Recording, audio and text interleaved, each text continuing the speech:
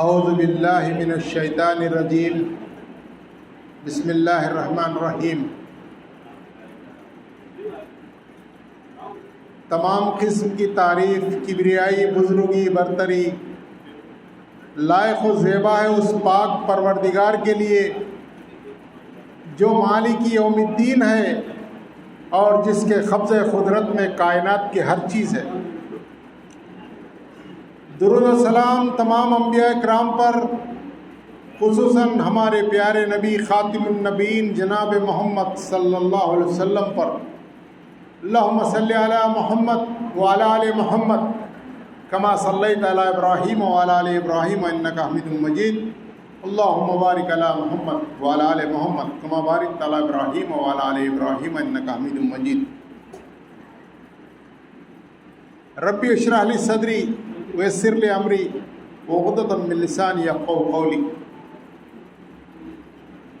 اس مسنون دعا کے ساتھ میں ایک اور دعا کا اضافہ کرنا چاہتا ہوں اپنے لیے اس پاک پروردگار سے کہ یا رب العالمین، آج کی اس مبارک اور مقدس رات میں جو بھی مخاطب کروں وہ میرے دل سے ہوتے ہوئے زبان پر آئے، اور تیرا کلام حق ہونے کی صورت میں، میرا کلام حق ہونے کی صورت میں، میرا کلام عمل کرنے کی نیت سے ہونے کی صورت میں اللہ تعالیٰ اپنے فضل سے آپ تمام کے کانوں تک پہنچائے انشاءاللہ۔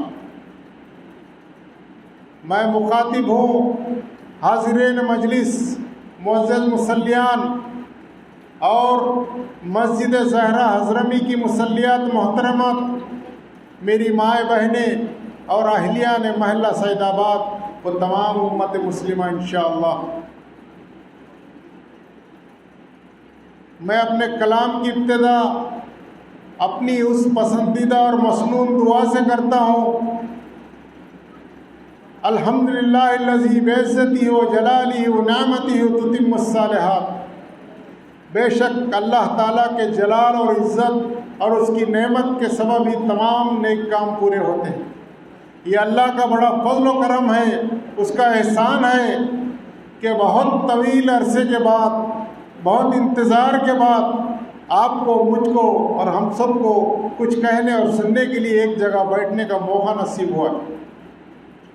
مسلسل 2 سال 3 سال ہم ان بابرکت محفلوں سے، ان تاخراتوں کے اہتمام سے محروم تھے۔ ہم لوگ بے چین تھے، اللہ سے بارہا دعا کرتے تھے، شاید اللہ تعالیٰ نے دعا کو قبول کیا، آپ کی میری، اللہ نے یہ موقع فراہم کیا۔ اس تاخرات میں اس مسنون دعا کا بھی ذکر کروں جو بہت ہی مقبول، معروف اور بہت بہترین دعا ہے، اللہم انک تحب العفو فاعف عنی۔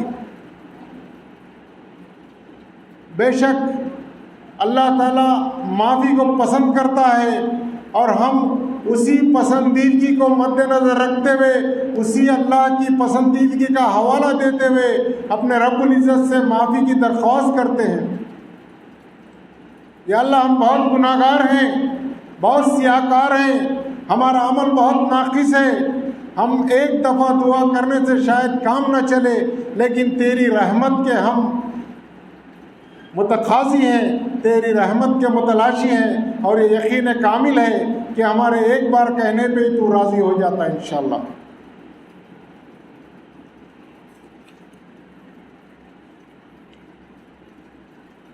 میں آج کا موضوع جو دیا گیا ہے جناب شیخ محترم عبدالرقیب صاحب الاسری کی جانب سے، میں اس موضوع کی وضاحت کروں کہ جس موضوع میں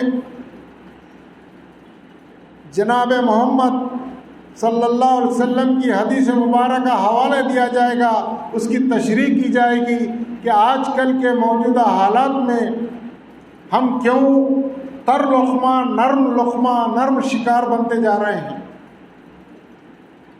ہمارے کن اعمال کی وجہ سے اللہ تعالیٰ شدید ناراض ہے، اور دوسری ظالم قوموں کو اللہ تعالی ہم پر مسلط کر کے اپنی ناراضگی کو ظاہر کر رہا ہے، شاید ہم سمجھنے میں بہت دیر کر رہے ہیں۔ میرے بھائیوں، بزرگوں، دوستوں، میری ماں اور بہنوں، اس موضوع کا عنوان ہے مسلمانوں پر اقوام عالم کا چڑھ آنا، جو حدیث ہے ابو داؤد کی اور مسند احمد کی بھی۔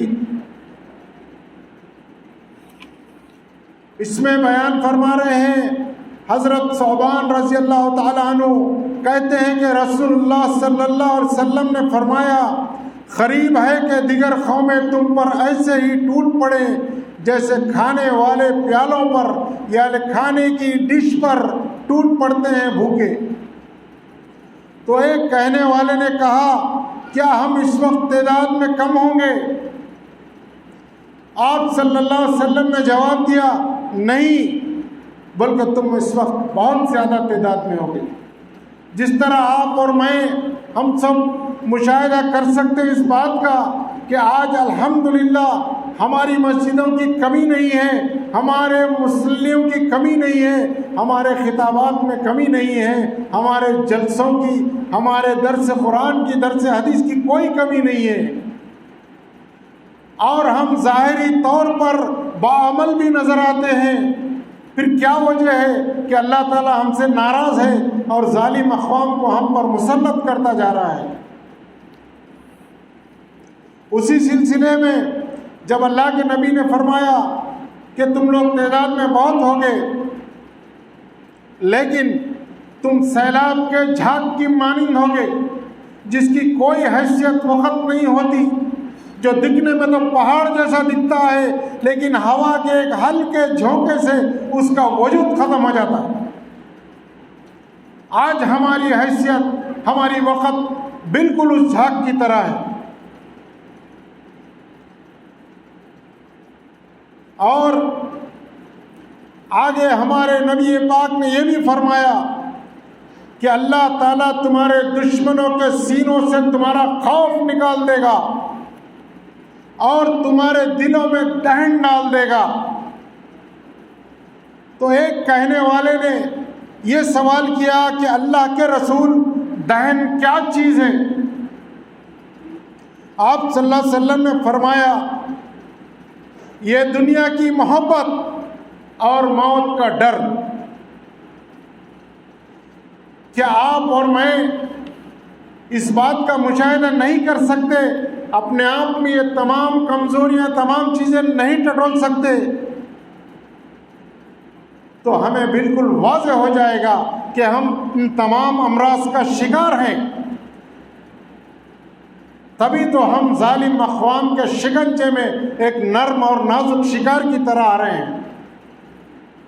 کیا وجہ ہے کہ ہمارے اسلام کی ابتدا میں جس طرح جنگ بدر کے بارے میں احوال بیان کیا جاتا ہے کہ 313 1000 کے لشکر جرار پر جو تمام قسم کے اسلحہ سے لیس ہے، اس پر بھاری پڑتا ہے، غالب آتا ہے۔ آج ہمارے پاس علم کی کمی نہیں ہے، دنیا کے علم کی بھی کمی نہیں ہے، دین کے علم کی بھی شاید کمی نہیں ہے، ایک کمی ہے تو ہم میں عمل کی۔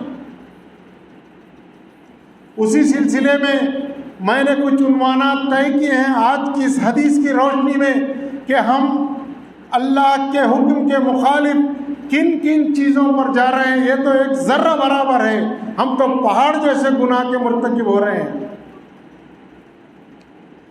آج آپ اور میں یہ اچھی طرح دیکھ سکتے ہیں کہ شادیوں میں، عیدوں میں، تہواروں میں ہم کہاں تک اللہ کے حکم کا، اللہ کی رضا کا خیال کرتے ہیں۔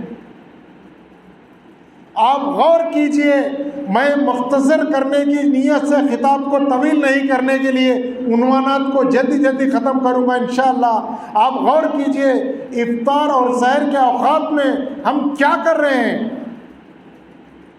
اللہ کے نبی کی امت کا ایک بہت بڑا طبقہ صرف احتیاط کے نام پر اتنی بڑی اللہ کی ناراضگی مول لے رہا ہے کہ افطار میں بلا وجہ 2-3 منٹ کی دیری کی جاتی ہے،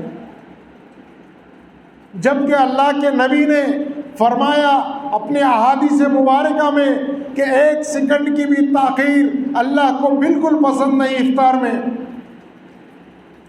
اسی طرح سے ہم سحر کے وقت بھی بلا وجہ احتیاط کے نام پر جلدی کا مظاہرہ کرتے ہیں، جبکہ اللہ کے نبی نے اپنے احادیث میں فرمایا ہے کہ اللہ نے سحر میں تاخیر کو پسند فرمایا ہے۔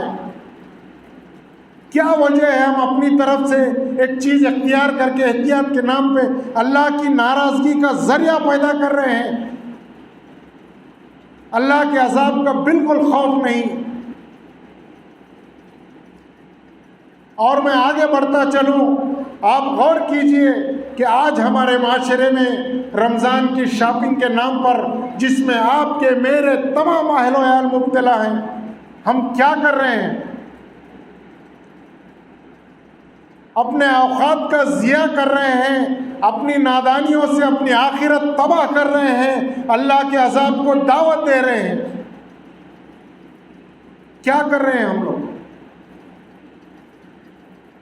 بے شک اللہ کے نبی نے فرمایا کہ رمضان میں آپ اچھا لباس زیب تن کیجئے، اچھی غذا نوش فرمائیے اگر اللہ نے آپ کو دیا ہے، لیکن اس کا یہ مطلب نہیں کہ آپ اللہ تعالیٰ کے احکام کے خلاف جاتے ہوئے آپ اپنے وقت کا ایسا ضیاع کریں کہ جس میں اللہ کی ناراضگی پوری طرح شامل۔ اور آگے میں بڑھتا چلوں اپنے عنوان میں،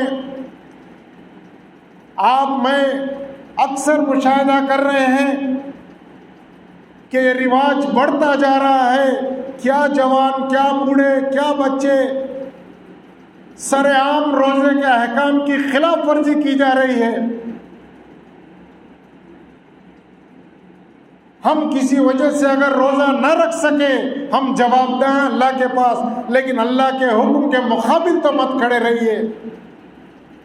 میں یہ کوئی سنی سنائی بات نہیں کہتا، میں اپنی آنکھوں سے، اس گناہگار آنکھوں سے مشاہدہ کر چکا ہوں کہ آج معاشرے میں کیا با چہرہ داڑھی والے، کیا ٹوپی والے، کیا لباس اسلامی زیب تن کرنے والے سر عام روزے کے احکامات کی دھجیاں اڑا رہے ہیں۔ کیا اس طرح اللہ ہم سے راضی ہوگا؟ پھر کس طرح اللہ کی مدد آئے گی؟ کس طرح اللہ کی نصرت آئے گی؟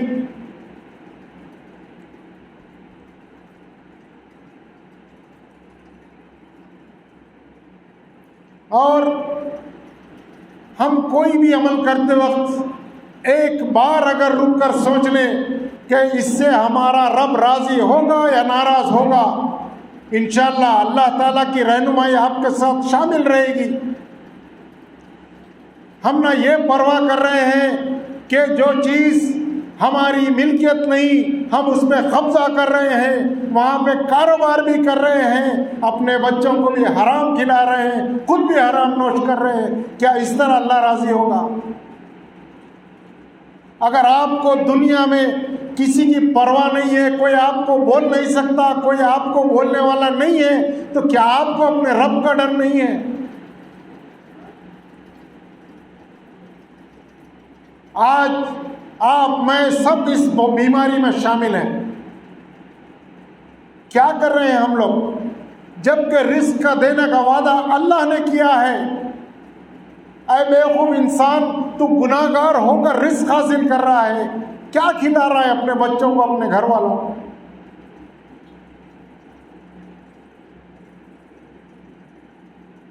نہ اللہ کا ڈر ہے، نہ خوف ہے، نہ اللہ کی رضا کی پرواہ ہے۔ پڑوسی کے ساتھ، خصوصاً کمزور پڑوسی کے ساتھ ظالمانہ انداز عام بات ہو چکی ہے۔ کیا یہ آپ کے اللہ کے احکام ہیں؟ آپ کے نبی کی سنت ہے؟ کیا ہے؟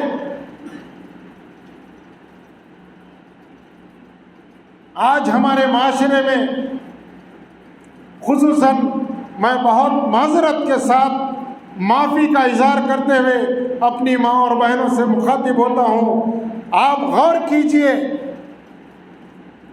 اس رمضان کے مقدس مہینے کے اعمال پر غور کیجئے۔ سحری کے لیے جاگنے سے لے کر افطار کے روزہ افطار کرنے تک، اس کے بعد پھر تراویح کے عمل سے آپ گزرنے تک آپ اپنے عمل کا جائزہ لیجئے. کہیں آپ سے کوئی نازش تو نہیں ہو رہی ہے، کہیں آپ سے کوئی بھول تو نہیں ہو رہی ہے، کہیں انجانے میں آپ غیبت کا شکار تو نہیں ہو رہے ہیں. جس طرح غیبت کرنا بہت بڑا گناہ ہے، اسی طرح غیبت سننا بھی بہت بڑا گناہ ہے. میں نے بارہا آپ سے مخاطب ہو کر یہ کہا بھی ہے، گزارش بھی کی ہے کہ اگر کسی کا عمل جو ناپسندیدہ ہو آپ کی نظر میں آ جائے تو اس کی ہدایت کی دعا کیجیے، لیکن اس سے برائے مہربانی آگے مت بڑھائیے، اس کا اظہار مت کیجیے، اس کا پرچار مت کیجیے. اگر کسی کا اچھا عمل آپ کو معلوم بھی ہوتا ہے، آپ اس کا مشاہدہ بھی نہیں کرتے ہیں، تو آپ اس کا ذکر کیجئے، اس کی تعریف کیجئے، اس میں برکت کی دعا کیجئے. آج ہمارے معاشرے میں اللہ کی رضا کی کوئی پرواہ نہیں. آپ غور کیجئے، انشاءاللہ جو حاضرین مجلس ہیں اللہ کے رضا کی پرواہ کرنے والے، انشاءاللہ مجھ سمیت مجھے بھی کوشش کرنی چاہیے میں مطمئن نہ ہو جاؤں کہ میں بالکل اللہ کی رضا والا کام کر رہا ہوں. میں اپنے آپ کا جائزہ لینا چاہیے، کہیں مجھ سے کوئی غلطی تو نہیں ہو رہی ہے، میری اتنی محنت سے کی ہوئی عبادتیں، اتنی تلاوتیں کہیں ضائع تو نہیں جا رہی ہیں.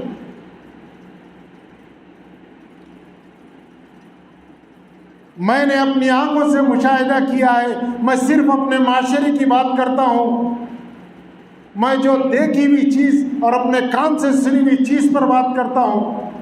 انشاءاللہ آپ کو پسند بھی آئے گی، آپ اس کی اصلاح کی کوشش بھی کریں گے اور انشاءاللہ آگے بھی بڑھائیں گے. اچھی بات.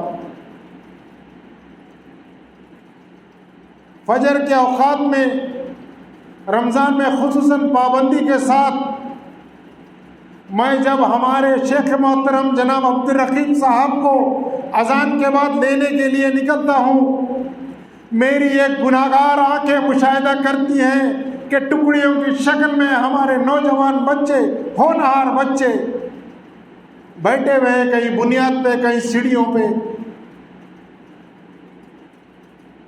جبکہ اذان ہو چکی ہے. بطور ماں باپ، بطور بھائی بہن، بطور پڑوسی ہمیں یہ توفیق نہیں ہوتی کہ ہم ان کی اصلاح کریں، ان کو بتائیں کہ یہ وقت اللہ کی عبادت کا ہے، آپ نے اللہ کے نام کا روزہ رکھا ہے. کیا کر رہے ہیں آپ؟ میری ماں اور بہنوں، آپ اپنی اولاد پر نظر رکھیے، آپ کو اس کا جواب دینا ہے. اگر آپ کی اولاد کوئی گناہ کا عمل کرتی ہے، آپ کو بے شک اس کی پرسش ہوگی، اس کی جواب دہی کرنی ہوگی. آپ پر ذمہ داری ہے، ماں باپ پر، کہ اللہ تعالیٰ نے اگر آپ کو اولاد سے نوازا ہے تو آپ معاشرے کے لیے ایک بہترین انسان بنا کر ان کو دیں. اگر آپ کی اولاد نیک صالح اور بہترین عمل کرنے والے ہوگی تو آپ کے لیے تو نجات کا ذریعہ ہوگی، لیکن وہ معاشرے کے لیے، امت کے لیے بھی نجات کا ذریعہ ہوگی. آپ غور کیجئے اپنی آنکھوں سے. اور آگے بڑھتے ہیں. جب یہاں کی نماز ختم ہو جاتی ہے اور واپس میں ہمارے شیخ محترم کو ان کے گھر چھوڑنے کے لیے جاتا ہوں، اللہ کرے میں غلط فہمی کا شکار ہوں، اللہ کرے میری بات غلط ہو، میرا مشاہدہ غلط ہو. انشاءاللہ ہمارے نوجوان اور بچے نماز پڑھ کے آئے ہوں گے انشاءاللہ، لیکن میں دیکھتا ہوں وہ جس طرح بیٹھے تھے اسی طرح بیٹھے ہوتے ہیں.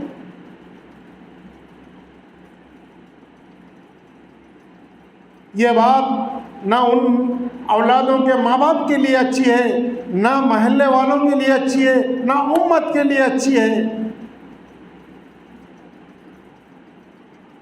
اللہ تعالیٰ جب اوپر سے مشاہدہ کرتا ہوگا اپنے چہیتے اور حبیب محمد مصطفیٰ صلی اللہ علیہ وسلم کی امت کا یہ حال، تو کیسے اللہ کی رحمت جوش میں آئے گی؟ کیسے ہم پر اللہ مہربان ہوگا؟ پھر کیوں اللہ تعالیٰ ہم کو ظالم قوموں کے حوالے نہیں کرے گا؟ کیوں ہم رسوا نہیں ہوں گے؟ کیوں بے عزت نہیں ہوں گے؟ ہماری زبانیں اللہ کے ذکر سے تر ہیں، ہم روزہ خوش و خضوع سے رکھ رہے ہیں، اللہ کی رحمت کو آواز دے رہے ہیں، پھر کیوں اللہ کی رحمت متوجہ نہیں ہو رہی؟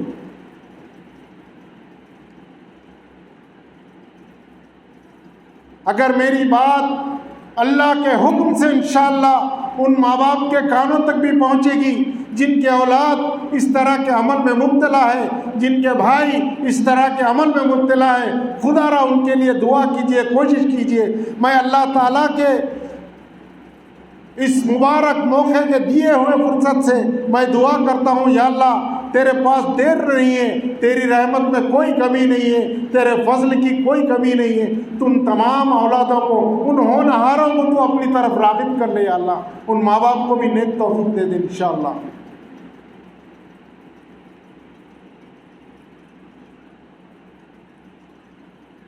اسی طرح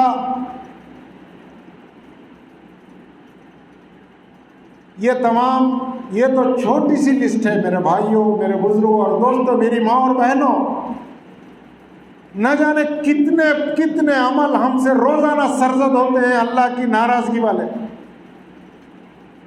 ہم راستہ چلتے وقت، اٹھتے وقت، بیٹھتے وقت، کسی سے کلام کرتے وقت اللہ کی رضا کی بالکل پرواہ نہیں۔ کیسے اللہ کی رضا، اللہ کی رحمت متوجہ ہوگی ہمارے طرف؟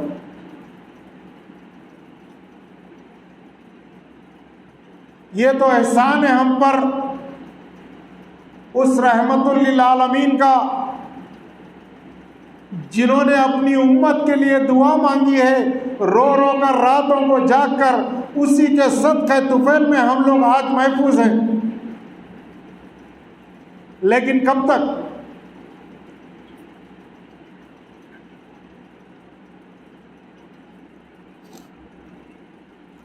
آج ہماری شادیوں میں، کسی بھی محفل میں اللہ کی رضا کی کوئی پرواہ نہیں کی جاتی۔ میں نے بارہا مشاہدہ کیا ہے اپنے دوست احباب میں، رشتہ داروں میں، باعمل انسان ہے مرد، لیکن گھر جاتے جاتے مجبور ہو جاتا ہے اپنے گھر والوں کی خاطر رسومات ادا کرنے کے لیے راضی ہو جاتا ہے نہ چاہتے ہوئے بھی۔ کیوں؟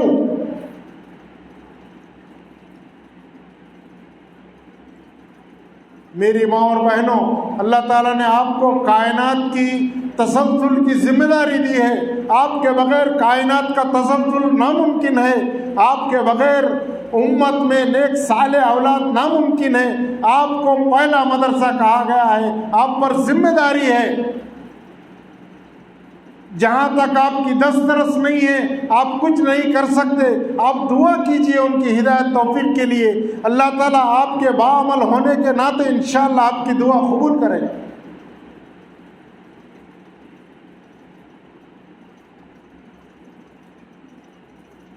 اپنے گھروں میں نماز کو قائم کیجئے، تلاوت کا سلسلہ جاری رکھیے، رمضان یا رمضان کے بعد بھی اپنا عمل جاری رکھیے۔ جب آپ اللہ سے منسلک ہوں گے، اللہ کے کلام سے منسلک ہوں گے، انشاءاللہ آپ کی اولاد بھی نیک صالح نکلے گی، آپ کے گھر حلال رزق بھی آئے گا، آپ کی نصرت و فتح بھی ہوگی۔ اللہ تعالیٰ آپ کو ظالم قوموں کے سامنے ڈٹ کر مقابلہ کرنے کی استطاعت دے گا انشاءاللہ۔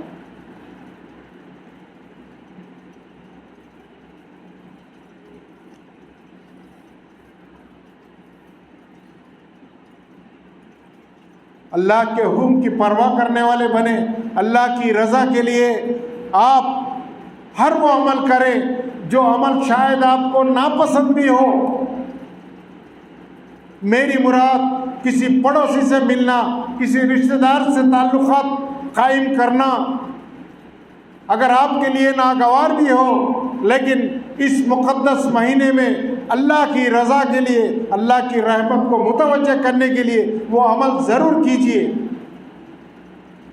اگر آپ کے کوئی رشتہ دار، عزیز و اقارب، پڑوسی محتاج ہے، کسی وجہ سے آپ سے رجوع نہیں ہوتے، آپ ہاتھ بڑھائیے، دست شفقت بڑھائیے، انشاءاللہ اللہ کی رحمت ضرور متوجہ ہوگی۔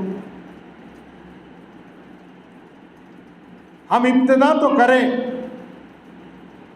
آج آپ غور کیجئے ہماری عبادتوں کا، آج آپ غور کیجئے ہمارے اعمال کا، آج آپ غور کیجئے ہماری خرید و فروخت کا، آپ غور کیجئے ہماری معاملت کا، کس چیز میں، کس معاملے میں ہم اللہ کی رضا کی پرواہ کر رہے ہیں۔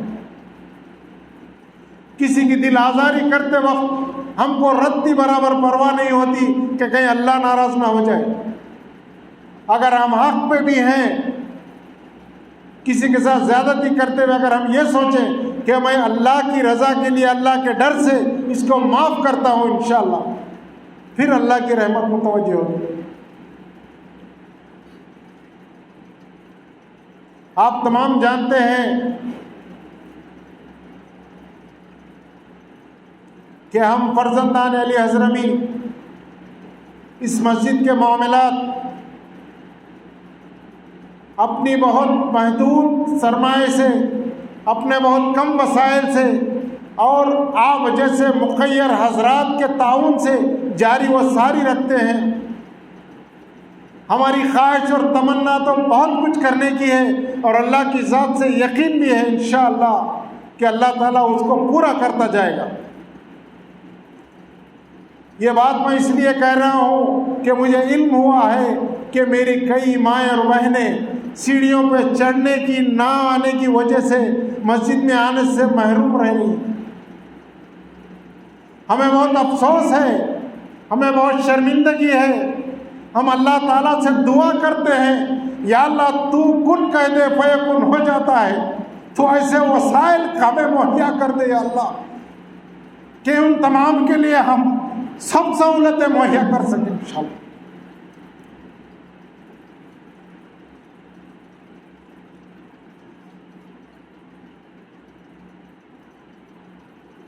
یا اللہ مجھے دعا کا سلیقہ نہیں آتا،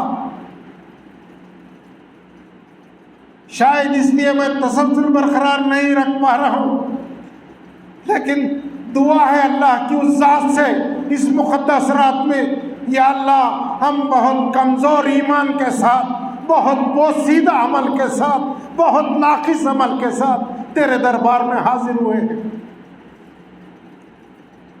یا اللہ ہمیں یقین ہے تو مایوس نہیں کرے گا ہمیں، تیری رحمت کے ہم متلاشی ہیں یا اللہ، ہمیں اپنی رحمت سے، اپنی برکت سے نواز دے، ہمارے ٹوٹے پھوٹے عمل کو قبول کر لے یا اللہ۔ پچھلی کئی قوموں کا ہم نے کلام مقدس میں ذکر سنا ہے یا اللہ،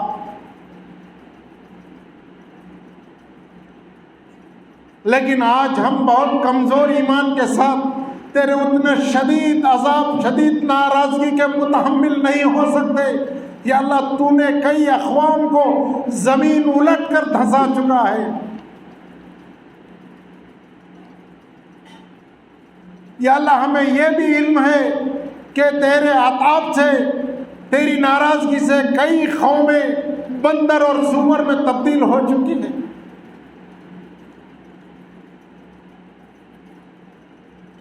یا اللہ۔ آج ہم تیرے نبی کی سنت کی ابتدا کرتے ہوئے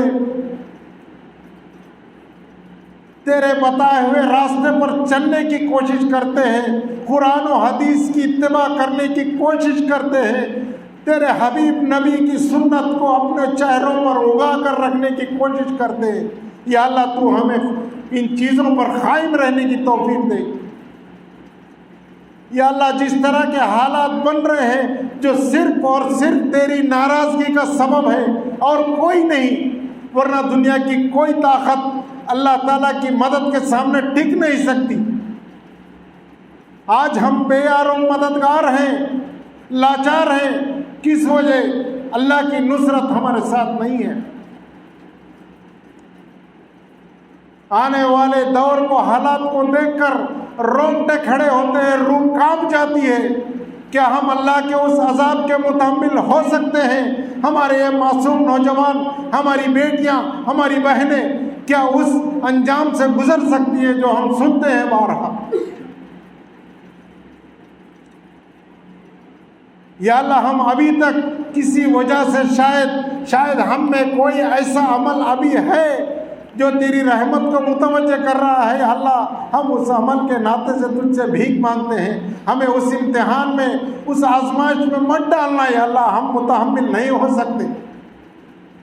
ہماری ماؤں بہنوں بیٹیوں کی عزتوں کی تو حفاظت فرما یا اللہ۔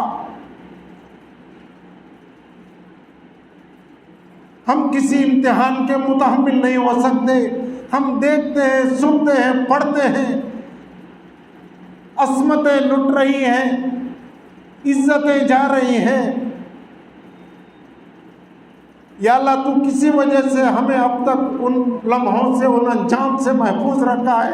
ہم بھیک مانگتے ہیں آج کی طاق رات کے حوالے سے، یا اللہ تو ہماری بیٹیوں کو، ہماری بہنوں کو، ہماری ماؤں کو محفوظ رکھنا ہے، یا اللہ ہمارا خاتمہ تو خیر پہ کر دے۔ بے شک موت کا دینے والا اللہ ہے، ہمیں موت سے کوئی ڈر نہیں، لیکن ہمارا خاتمہ خیر پہ ہو اللہ۔ ہمارا ایمان ہے موت کا وقت اور موت کا مقام متعین ہے اللہ رب العزت کی طرف سے، ایک لمحے کی تاخیر نہیں ہو سکتی۔ لیکن اے پروردگار، ہم چاہتے تیری رضا والی موت ہو، ہم سب کا خاتمہ خیر پہ کر دے یا اللہ، تاکہ یوم حشر، یوم حساب تیرے نبی کو شرمندہ ہونا نہ پڑے ہمارے اس کی امت کی وجہ سے۔ جو بھی ہم میں کمیاں ہیں تو اپنے فضل سے دور کر دے یا اللہ۔ ہمارے ٹوٹی پھوٹی عبادتوں کو، ہمارے صدقات کو، ہمارے عطیات کو یا اللہ تو قبول کر۔ ہم بہت کنجوس ہیں، ہم بہت بہت بہت کمزور ہیں عمل میں یا اللہ، تجھ سے ہی مانگتے ہیں کہ تو توفیق دے۔ ہماری ماؤں بہنوں کی حفاظت کے ساتھ ان سب کو یہ توفیق بھی دے دے یا اللہ کہ اگر ان کے شوہر میں کچھ کمیاں ہیں تو وہ عورتیں ان کے کمیوں کو دور کرنے والے بن جائیں انشاءاللہ۔ آپ تمام کے قیمتی وقت کا لحاظ کرتے ہوئے میں سلسلہ کلام کو اس دعا پر جو میری پسندیدہ دعا ہے اور مصنون دعا ہے اختتام کرتا ہوں۔ اللہم انی اعوذ بک من زوال نعمتک وتحول عافیتک وفجاء نقمتک وجمیع سخطک یا رب۔ جس طرح بڑے اکابرین دعا کے ساتھ اس کا ترجمہ بھی کرتے ہیں اپنی تسلی کے لیے، آپ تمام تو ماشاءاللہ قابل سمجھتے ہیں، میں اپنی تسلی کے لیے کہتا ہوں کہ اس دعا کا مطلب یہ ہے کہ اللہ جو بھی نعمت تو نے دی ہے اسے تو زائل ہونے سے تو ہی بچانا، تو حفاظت کرنا۔ اللہ ہماری صحتوں کی حفاظت کرنا۔ اللہ تیری ناراضگی سے ہم ڈرتے ہیں، پناہ مانگتے ہیں، اور اچانک تیرے انتقام سے اور بد نصیبی کے ملنے سے ہم تیری پناہ چاہتے ہیں اللہ۔ آخر میں یہ بھی دعا کہ جو بھی حاضرین ہیں یا غائبین ہیں یا کئی گھروں میں بیٹھ کر سن رہے ہیں یا نہیں سن رہے ہیں، یا اللہ ان تمام کو اگر تو نے صحت جیسی نعمت سے نوازا ہے تو ان کی صحتوں کا تو ہی حافظ بن جائے اللہ۔ اور اگر اس امت میں، تیری مخلوق میں، تیرے بندوں میں کوئی اگر کسی بیماری میں مبتلا ہے، یا اللہ تو اپنے فضل سے اسے دور فرما دے، شفا یاب کر دے۔ یا اللہ جتنے مرحومین ہیں جو ہم میں نہیں ہیں اس وقت، ان تمام کی مغفرت فرما، وہ تیرے رحم کرم پر ہے یا اللہ، ان کی مغفرت فرما، ان پر رحم فرما۔ وآخر دعوانا الحمدللہ رب العالمین۔ اس دعا کا اختتام، اس کلام کا اختتام میں اس مصنون دعا سے کرنا چاہوں گا، اور آپ لوگوں سے گزارش بھی کروں گا کہ اپنی زبانوں کو اس دعا سے تر رکھے کہ شاید اللہ کی رحمت متوجہ ہو جائے۔ اللہم انک تحب العفو فاعف عنا، اللہم انک تحب العفو فاعف عنا، اللہم انک تحب العفو فاعف عنا۔ وآخر دعوانا الحمدللہ رب العالمین۔